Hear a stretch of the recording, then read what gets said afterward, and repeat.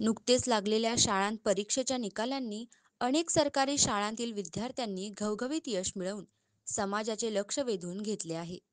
हे यश केवळ विद्यार्थ्यांचे नाही, तर शिक्षक, पालक आणि शाळा व्यवस्थापनाचेही आहे.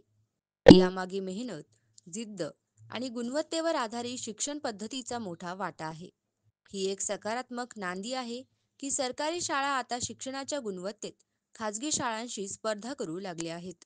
महाराष्ट्र शासनाने यावेळी या यशस्वी सरकारी शाळांकडे लक्ष केंद्रित करणे गरजेचे आहे.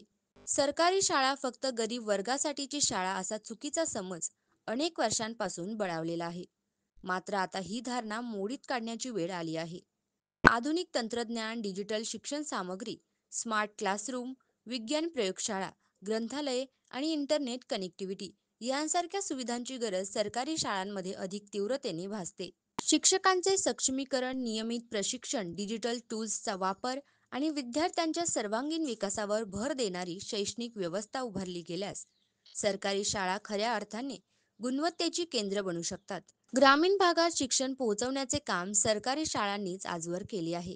आता या शिक्षणाच्या दर्जावर भर देणे हे शासनाचे आणि शैक्षणिक धोरणकर्त्यांचे कर्तव्य आहे. खाजगी शाळा मोठ्या फीच्या जोरावर शिक्षण देतात, परंतु सर्वसामान्य कुटुंबांसाठी ते परवडणारे नाही.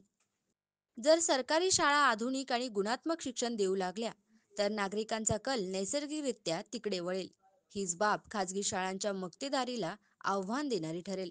सरकारी शाळांनी शैक्षणिक गुणवत्ता आणि यशाच्या बळावर समाजाचा विश्वास पुन्हा जिंकण्याची सुरुवात केली आहे. शासनाने जर वेळेवर आणि योग्य पद्धतीने यामध्ये गुंतवणूक केली, तर सरकारी शिक्षण व्यवस्था ही देशाच्या भविष्याचे मजबूत पाय बनू शकते.